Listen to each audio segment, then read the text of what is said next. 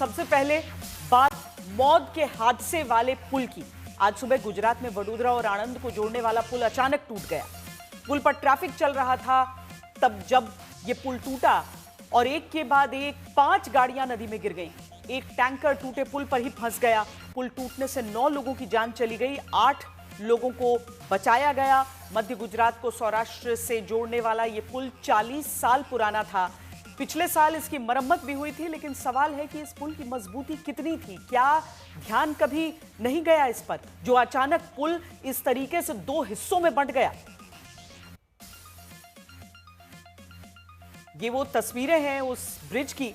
बीचों बीच किस तरीके से 2 पिलर के बीच ब्रिज का हिस्सा टूटकर गिर गया है। गाड़ियां जितनी उस समय गुजर रही थी वो सब पानी में गिर गईं। 8 लोगों को रेस्क्यू जरूर किया गया है, लेकिन इस तरह का हादसा कैसे हो गया जब जो सालाना मरम्मत का काम है वो बताया जा रहा है कि पिछले साल पूरा किया गया था। गुजरात में हुए इस हादसे के साथ ही जो मोरबी का हादसा था वो भी सबके जहन में ताजा हो गया है।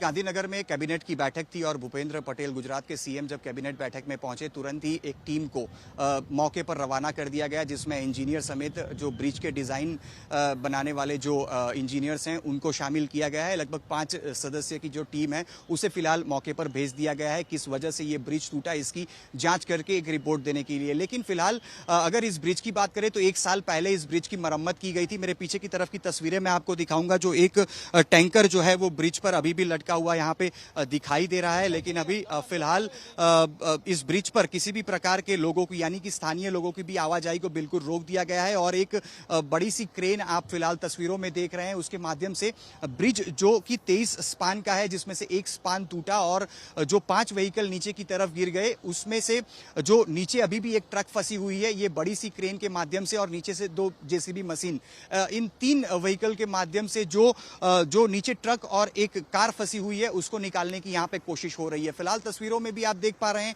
एक इको व्हीकल के अलावा एक पिकअप और एक ऑटो रिक्शा जो कि दलदल जैसी स्थिति में फंसी हुई दिखाई पड़ रही है। और जो भी लोग अभी नदी में से बाहर की तरफ आ रहे हैं, लगभग उनका घुटना भी जो दलदल है उसमें फंसा हो, इस प्रकार की तस्वीरें हैं। यानी कि आप समझ सकते हैं कि रेस्क्यू ऑपरेशन यहां पे कितना मुश्किल रहा होगा, क्योंकि बारिश का सीजन अभी फिलहाल चल रहा है और बारिश की वजह से इस महिसागर नदी में फिलहाल पानी भी है। लेकिन के बीच में से 10 से 15 मीटर का जो स्लैब है वो टूट के गिर गया था। ब्रिज पे उसमें 2 वाहन थे, वो भी वहां पे फंसे रहे और जो ब्रिज के ऊपर 2 ट्रक, 2 पिकअप और एक रिक्शा वो नीचे गिर के नदी में आ गए थे। स्थानिक लोगों ने और जो रेस्क्यू टीम्स हैं उन लोगों ने रेस्क्यू करना शुरू किया और अभी तक हमारे हाथ में जो डिटेल्स आई हैं, लगभग 9 लोगों की मृत्यु हुई है और उनकी आगे की प्रोसेस पादरा सीएससी हॉस्पिटल में चालू है। 9 जितने लोगों को रेस्क्यू किया गया है उसमें से 5 को एसएससी हॉस्पिटल रेफर किया गया। जो रेस्क्यू किए गए लोग हैं उसमें किसी की भी हालत गंभीर नहीं है और बचाव की जो कामगिरी है वो अभी भी चालू है। सर, मतलब अभी भी फंसे हुए नहीं कि हमारा अनुमान है, आप देख सकते हैं कि 2 ट्रक अभी भी पानी में डूबे हुए हैं। हमारा अनुमान है कि उसमें भी शायद कुछ लोग हो सकते हैं। वो जब एक बार उनकी डिटेल चेकिंग हो जाएगी तभी मैं आपको परफेक्टली कह पाऊंगा। आदरणीय मुख्यमंत्री श्री वહેલી સવારે જ એક હાઈ કમિટીને અહીંયાથી તાત્કાલિક સ્થળ પર મોકલી છે અને તાત્કાલિક આ તપાસનો રિપોર્ટ મંગાવ્યો છે અને મુખ્યમંત્રીશ્રીએ ગંભીરતાપૂર્વક તાત્કાલિક વિભાગની જે આરએનબી વિભાગની અને બીજી જે ટીમ છે એને ત્યાં રવાના જે કરી છે ને સાથે કડક પગલાં ભરવાની सूचना આપી છે। हमने सरकार से बार बार मांग की थी, लोगों ने भी सरकार को लिखित तौर पे बार बार रजूआत की थी कि ये ब्रिज की हालत ठीक नहीं है, उसकी मरम्मत होनी चाहिए, उसकी जो टाइम लिमिट है वो खत्म हो चुकी है, तो उसके लिए नया ब्रिज बनाने की तजवीज होनी चाहिए। लेकिन सरकार ने किसी की नहीं सुनी, सरकार ने उस पर कोई ध्यान नहीं दिया, उसकी वजह से आज ये दुर्घटना हुई है।